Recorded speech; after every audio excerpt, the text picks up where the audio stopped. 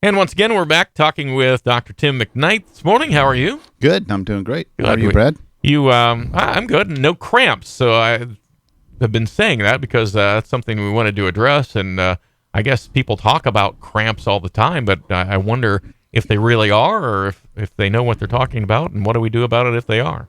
Well, I think most of the time, yeah, that's a good question.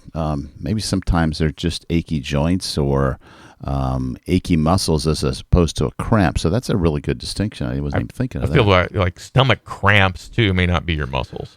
Stomach cramps, yeah, actually, when we're talking about stomach cramps, especially related to the intestines are a pipe with a muscle. Yeah. And they can cramp up, and you can the muscles tighten up, and that'll cramp and cause pain. But they can also stretch and get distended with gas, and that can cause pain. And sometimes that type of stretching pain gets confused with a crampy pain. But yes, you can have a couple different reasons to have abdominal pain, and not even talking about the abdominal muscles, more the muscles in the intestine and gas in the intestine. What kind of cramps did you want to talk about? Well, it's funny. Every week we talk about what we're going to talk about, and I think, well, what have I seen in the office? And today, part of this stems from a problem that I'm having with Achilles tendon and a soleus muscle on the right leg. And I called Dr. Jakubowski today, just a few minutes as I was driving in. I knew he was driving to work, and I said, hey, I'm going to need you to work on this today. And I explained to him what's going on. I said, we're talking about cramps today if you want to listen. So he was afraid I was telling him he was late to the studio, and it was his week to talk. So I got him off the hook there. But yeah, I think when we have these medical conditions, you always have to think of what's the most serious, potentially serious condition with a cramp, and that would be a blood flow problem. So if you have an arterial blood flow problem and you're walking, your legs will cramp and they'll fatigue and you'll have to stop. And when we see these people in the office, we can usually put a stethoscope on the arteries, and we can hear a turbulent sound, meaning there's blockages and there's narrowing of the arteries because of atherosclerotic plaque, almost like in the heart when you have a heart attack. You have the same kind of plaque buildup in the legs, and that can cause muscle cramping and pain and fatigue. And those people have to sit down and rest.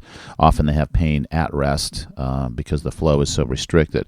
So that's the most serious one we don't want to miss.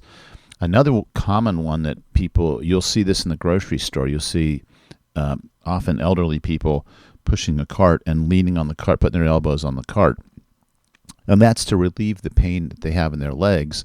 And it's kind of a cramping pain, but what's happening is the spine and the lower spine, where the spinal column is and the spinal cord sits, it's supposed to be bathed in a fluid where the spinal fluid can kind of cushion and let that spinal cord kind of bounce around in that space. But when that space gets really narrow and it starts pushing on the spinal cord, these people will have pain and weakness go down their legs if they stand too long. And they find if they lean forward a little bit, take some of that pressure off the low back, that pain goes away and they don't feel like their knees are going to collapse. So that's also a fairly serious condition because it's very disabling. And that can cause a sensation of muscle cramps, but that's more of a muscle weakness. And because the nerves are involved, it's sending an abnormal signal to the muscle, and the muscles are fatiguing, maybe not necessarily cramping. A lot of us who take medications, particularly antipsychotics, birth control, cholesterol medicines like statins, steroids, and diuretics, which are water pills, those, especially the water pills, will often delete electrolytes, particularly potassium and magnesium. That's one of the most common causes of cramps. So if you take these medications and you're having cramps, we need to think about checking that, and do we need to alter the medication or give you some type of a mineral supplement to help you with that. Can you eat a banana? You can eat a banana if it's a potassium issue, but 9 times out of 10, these electrolyte muscle cramps are caused by magnesium deficiency. And so magnesium is the most common mineral deficiency. And our kidneys work really hard to keep the sodium and potassium levels stable. And we get plenty of sodium and potassium in our diet, but we don't get enough magnesium in our diet. We've talked about this before because we eat mineral deficient foods, particularly the enriched flours, are deficient in magnesium. So if you have whole wheat, you're going to get magnesium. But if you're having enriched wheat or enriched flour, which has those minerals stripped out, you're going to be deficient. So these magnesium deficiencies are pretty common, and a lot of times people will wake up with cramps in their legs at night, and at least 50% of the time, in my experience, if they'll get a good quality magnesium supplement and take that at bedtime, one or two, that usually eliminates it.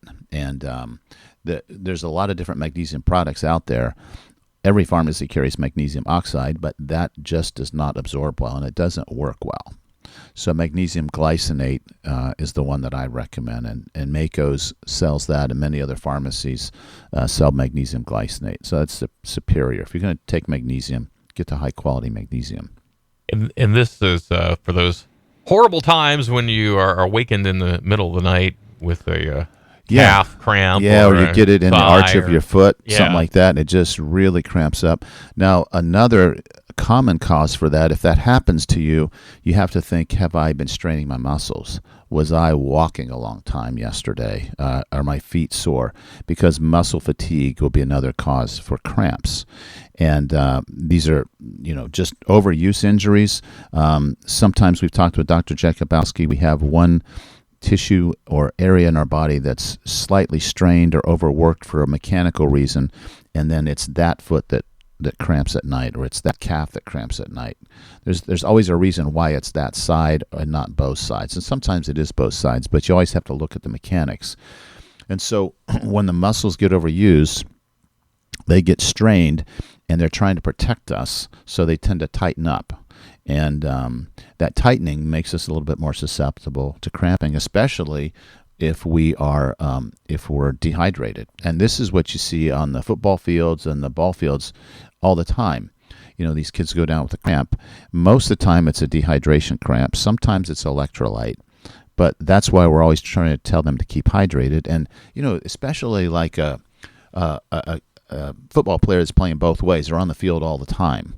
If you watch them warm up, most of us would be exhausted after the warm up before the game, right? And Right. They're doing the warm up, and then they're playing the game, and they're playing both ways. And if it's hot and they're sweating, they're going to dehydrate, and those muscles are fatigued because they've been moving for a long time. And sometimes they're not even recovered from practice the week before. They're still kind of fatigued going into the game. And some hydration has to occur before the event too, right? Absolutely, yes. And the sports drinks have been recommended for years as a way to replace these electrolytes. But the truth is the content, the amount of sodium and potassium and even magnesium in these sports drinks is much lower than what's in the blood. So it doesn't really replace it like you think it does. It gives them hydration more than anything. So, and back in the 60s, we give them those salt tablets, Yeah. and that probably wasn't bad, but the key there was hydration. If you take salt and you don't hydrate, you're in trouble. So you've got to really stay hydrated. So again, these are muscles that are fatigued, that are overworked, and you see the same thing in the elderly, whose muscles get tight because they're not moving, and those muscles will tend to cramp and tighten up. Caffeine is a dehydrating kind of a drug, a chemical, and that can also make people more susceptible to these cramps. So, and then I guess the most important thing is to make sure you stay well hydrated, take your electrolytes, and see somebody when you're having these problems. And Dr. Jakubowski, or a massage therapist or a physical therapist, somebody that's going to put their hands on those muscles and stretch them can help a lot. I like I said, I had this calf muscle that's been bothering me, and it's been bothering me for a couple of weeks. So he's going to dig in today and on Thursday and stretch that out, and I'll be much better. I'll be good for a while. But again, the overuse, repetitive, and not stretching, those muscles tend to tighten up, and you're going to be susceptible to cramps. On the underused ones, can even mild to moderate exercise of some kind help alleviate that? Oh, yeah. Yeah, we're always promoting movement. But sometimes we get overexcited. We're out walking. Hey, this isn't too bad. I'm gonna walk a little bit further, and there's nothing wrong with that. But you got to listen to your body, and you got to pay attention to how does it feel the next day. If you're really sore the next day, you probably shouldn't be walking up and down hills because you may end up with cramps in your calves. Mm-hmm. So it's a gradual thing. It's progressive. You listen to your body, and if things aren't recovering or healing as quickly as they should be, there's a reason, and you got to find somebody that can help you with it. And normally just massaging and stretching those muscles and tendons can make a big difference. But remember medications that can make us predisposed to it. Yeah. Magnesium supplement. I think magnesium is probably more important than potassium, because we don't really need that much potassium in the diet. We definitely need magnesium. I think that's a supplement we should take every day. And then remember hydration. Our muscles are a mechanical tissue, but they run on electricity, and they run on nervous system electricity. And electricity is conducted very well in water.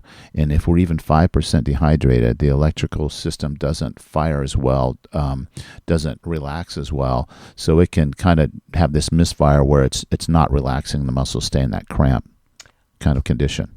So again, when you're in line at Mako's Pharmacy today, that's magnesium glycinate? Magnesium glycinate, okay. Yes. And then I'm sure they sell water there too. Yeah, they might and then you call Dr. Jakubowski's office and get in line behind me because I'm always there. Behind you, yes. And you'll be there soon, right? I'll be here this afternoon, yes. All right. Well, appreciate that, because I don't know anybody that hasn't experienced some kind of cramps before. Oh, yeah, they're common.